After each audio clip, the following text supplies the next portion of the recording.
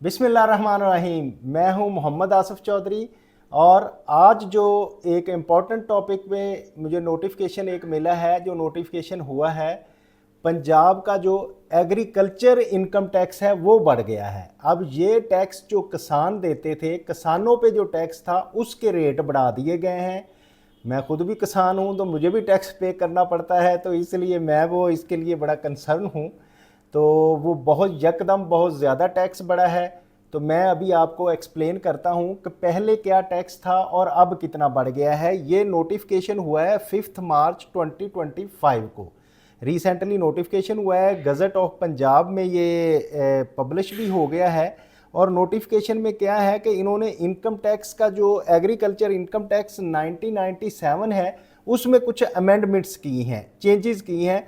तो अमेंडमेंट करने के बाद Punjab agriculture income tax rules जो हैं 2001 के बनाए हैं। इसमें क्या चेंजेस किए हैं, वो इनकम टैक्स जैसे फेडरल इनकम टैक्स है, हम उसमें असेसी के वर्ड की जगह टैक्स पेयर चेंज कर दिया है। फिर असेसी को टैक्स पेयर और इनकम ईयर को टैक्स ईयर और असेसमेंट ईयर को टैक्स ईयर कर दिया गया है। ये तो खैर ला की छोटी छोटी चेंजेस हैं। इसके बाद क्या हुआ कि इनकम टैक्स का रेट बढ़ा दिया गया। एग्रीकल्चर इनकम टैक्स पे जो भी टैक्स लगेगा उसका रेट बढ़ गया है। ये एक कंसर्न पॉइंट है आज के टॉपिक का। तो उसके लिए ये भी कहा गया कि एस्टिमेट कैसे किया जाएगा कि अगर किसान का ये देखा जाएगा कि टोटल रेवेन्यू उसको कितना आया फसल से, फिर उसके बाद जो एक्सपेंसेस हुए वो कितने हैं। एक्सपेंसेस जो है उनके लिए एक कमेटी बनाई गई कि वो एक्सपेंस को नोट करेगी कि कितनी इसमें खाद बीज ठेका कितना यूज़ हुआ, टोटल रेवेन्यू कितना आया और उस पर बाकी इनकम इसको कितनी बची जिस पे टैक्स लगना चाहिए। तो उसके जो डिवीजन के कलेक्टर के मेंबर हैं उसमें मेंबर हैं असिस्टेंट डायरेक्टर और डिप्टी डायरेक्टर एग्रीकल्चर और tehsil office, corporate office, crop reporting office और एनी अदर मेंबर जो है वो बन सकता है।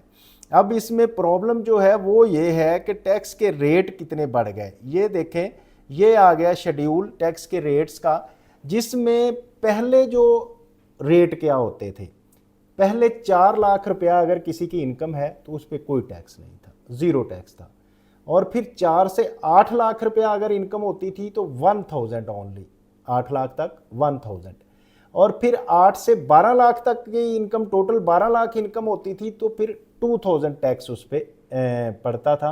मीन 12 लाख तक 2000 रुपया टैक्स था, उससे ऊपर टैक्स नहीं था। अब क्या चेंज आई है, चेंज ये आई है कि 4 की बजाय उन्होंने कहा जी 6 लाख रुपए तक आपको कोई टैक्स नहीं होगा। ये तो एक फ़ायदा हो गया, जिनकी 4 लाख से 6 लाख तक की थी वो उनको 1000 बच गया।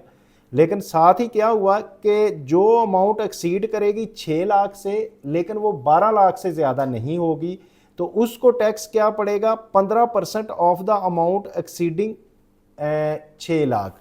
तो अब जो 6 लाख रुपया है उस पे 15% टैक्स होगा, यानी कि जब 12 की आएगी तो 15% वो 90,000 रुपीज़ बनेगा। मीन 12 लाख तक पहले सिर्फ 2000 रुपया टैक्स पे करना पड़ता था। अब जो है मार्च 5 मार्च 2025 के बाद टैक्स का रेट जो है वो 2000 की बजाय 90,000 हो गया है। कि मीन ये कितना बड़ा इसमें आया है। उसके बाद जो टैक्स के रेट होते थे वो 5% होता था या 7.5% होता था। लेकिन अब क्या है कि जो 12 लाख तक, जैसे मैंने कहा कि आपको 90,000 रुपया टैक्स देना पड़ेगा। अब जो अमाउंट होगी एक्सीड 12 लाख से, लेकिन 16 लाख तक होगी, उसमें एक तो 90,000 12 लाख वाला होगा, दूसरा 20% ऑफ द अमाउंट एक्सीडिंग जो 12 लाख से ज़्यादा होगी। मीन जो बाकी 4 लाख रुपया होगी 12 से 16 तक, उस पर 20% पड़ेगा। तो वो कितना होगा, 80,000। यानी कि 90 और 80 ये मिलकर तकरीबन 1,70,000 बन जाएगा अगर किसी की टोटल 16 लाख रुपए एग्रीकल्चर इनकम है। अब एग्रीकल्चर इनकम अगर 16 लाख से एक्सीड कर गई है तो फिर क्या होगा, 16 लाख तो 1,70,000 मैंने आपको बता दिया। अब जो इससे एक्सीड करेगी 32 लाख तक, मीन जो 16 लाख रुपया है, 16 लाख पे अब 30% टैक्स का रेट होगा, जो कि 4,80,000 रुपया बनता है। तो अगर आपने टोटल 32 लाख रुपया कमाया है तो फिर आपको 6,50,000 रुपया इनकम टैक्स देना पड़ेगा। और फिर अगर आपने 32 लाख से ज़्यादा हो गई आपकी 56 लाख तक, 32 तक तो 6,50,000 होगा, और बाकी जो आपकी अमाउंट होगी उस पर 40% टैक्स बनेगा। तो इस तरह अगर आपने 56 लाख तक पैसे कमाए हैं तो आपको 16,10,000 रुपया टैक्स देना पड़ेगा, जो कि कारपोरेट रेट से भी बहुत ज़्यादा हो गया है। 40% तक आपको देना पड़ेगा टैक्स रेट। तो अगर एक्सीड कर देती है 56 से, जितनी भी एक्सीड करती है, तो 16,10,000 तो आपने एक देना ही देना है। उसके बाद जितनी एक्सीड करेगी उसका 45% आपको टैक्स देना पड़ेगा, कि उस पर जितनी अमाउंट 56 लाख से एक्सीड करेगी। ये तो है एओपी और इंडिविजुअल पर्सन के लिए। लेकिन अगर कारपोरेट सेक्टर इसमें काम कर रहा है, हैरानगी ये है कि कारपोरेट सेक्टर में रेट कम है। अगर स्मॉल कंपनी होगी तो उसको 20%, जैसे कि बाकी बिजनेसेस में स्मॉल कंपनी को 20% था ये, और अदर कंपनी को 29% है। जो कारपोरेट का रेट है इनकम टैक्स का वही होगा।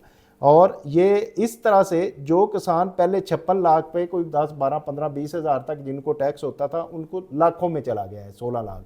तो इससे किसान आजकल, पहले वैसे क्राइसिस में थे, उसकी वजह ये थी कि इनपुट्स बहुत महंगे थे, आउटपुट जो है उसके रेट प्रॉपर नहीं मिल रहे, किसान रो रहे हैं गंदम की वजह से, और फिर पानी प्रॉपर नहीं मिल रहा, फिर उसके बाद जो है मौसमियाती तब्दीली की वजह से नुकसानात हो रहे हैं, फिर मौसमियाती तब्दीली की वजह से जो पेस्टिसाइड्स यूज़ हो रही हैं वो गलत हैं, वो उसको पे रिसर्च नहीं हो रही, वो असर नहीं कर रही, पेस्टिसाइड्स के नुकसान हो रहे हैं। और इसी तरह से फिर पहले भी जो मामले के चक्कर में पंजाब गवर्नमेंट वो लैंड होल्डर से पैसे लिए जाते हैं, वो भी टैक्स है। तो इस तरह डबल और ट्रिपल टैक्सेस बढ़ रहे हैं, तो किसान पे बहुत ज़्यादा बोझ पड़ेगा इस टैक्स से। अब देखते हैं इसका आगे क्या होता है। तो उम्मीद है कि आपको ये चीज़ें समझ आ गई होंगी। अगर आप चाहते हैं कि बाकी लोग भी समझते रहें तो इसको लाइक करें, शेयर करें, सब्सक्राइब करें। अस्सलाम वालेकुम।